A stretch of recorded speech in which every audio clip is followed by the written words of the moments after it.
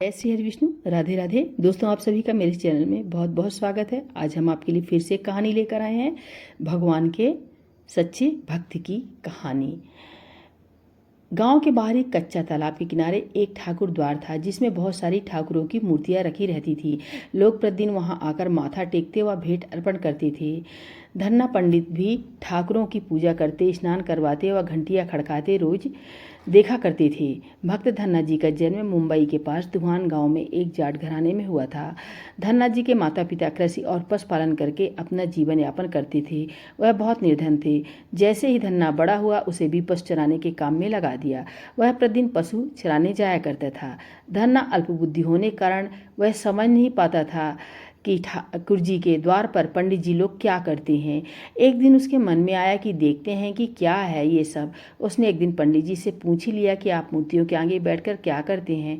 पंडित जी ने कहा, ठाकुर जी की सेवा करते हैं, जिनसे कि मनोकामनाएं पूर्ति होती है। धन्य ने कहा, यह ठाकुर जी मुझे भी दे दो। जब धन्य की लगन लगी, उसी समय उसके माता पिता बूढ़े हो चुके थे और अकेला वह नवयुवक था। उसे ख्याल आया कि ठाकुर जी की पूजा करके उन्हें खुश किया जा सकता है और सब कुछ प्राप्त किया जा सकता है, तो उसे यह अवश्य करना चाहिए, जिससे घर की गरीबी दूर हो जाए तथा सुख आए। ऐसा सोचकर धन्ना पंडित जी के पास गया। पंडित जी ने पहले ठाकुर दिनेश से मना कर दिया कि वह ठाकुर की पूजा अकेले नहीं कर पाएगा। दूसरा, तुम अनपढ़ हो। तीसरा, ठाकुर जी के मंदिर के बिना कहीं नहीं रहते और न ही प्रसन्न रहते, इसलिए तुम जिद मत करो और खेतों की संभाल करो। ब्राह्मण का धर्म है पूजा पाठ करना और जाट का कार्य है अनाज पैदा करना।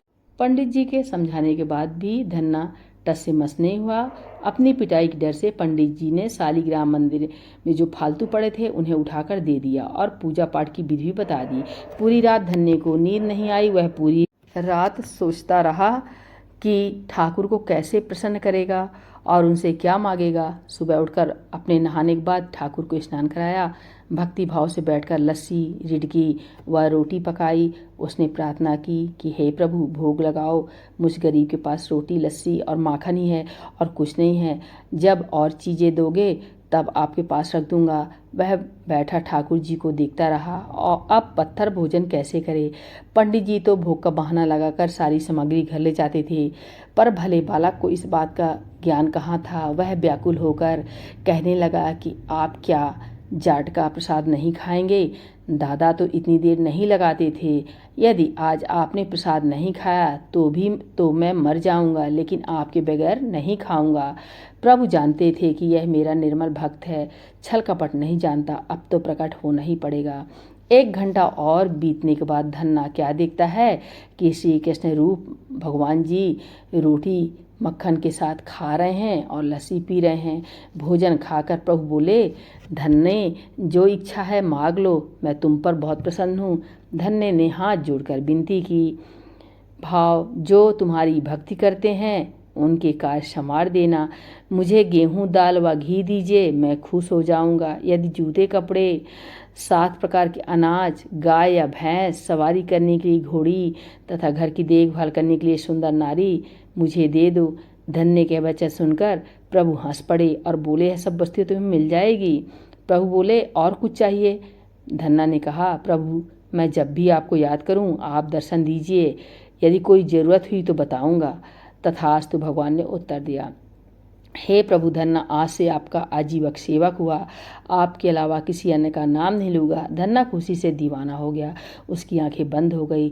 जब आंखें खोली तो प्रभु वहाँ नहीं थे। वह पत्थर का शालाग्राम वहाँ पड़े थे। उसने बर्तन में बचा हुआ प्रसाद खाया, जिससे उसे तीनों लोगों का ज्ञान हो गया। प्रभु के दर्शनों के कुछ दिन पश्चात धन्य की सारी खुशियाँ घर में आ गईं। एक अच्छे अमीर घर में उसका विवाह हो गया। उसकी बिना बोई भूमि भी फसल लहलहा गई। उसने जो प्रभु से मांगा था उसे सब मिल गया। किसी ने धन्य को कहा, चाहे प्रभु तुम पर प्रसन्न है, तुम्हें फिर भी गुरु धारण करना चाहिए। उसने स्वामी रामानंद जी का नाम बताया। एक दिन अचानक ही रामानंद जी उधर से निकले। भक्त धन्य ने दिल से उनकी खूब सेवा की तथा दीक्षा मांग ली। रामानंद जी ने उनकी विनती स्वीकार कर ली और दीक्षा देकर धन्य को अपना शिष्य बना लिया। धन्ना भगवान के नाम का सुमिरन करने लगा। दोस्तों,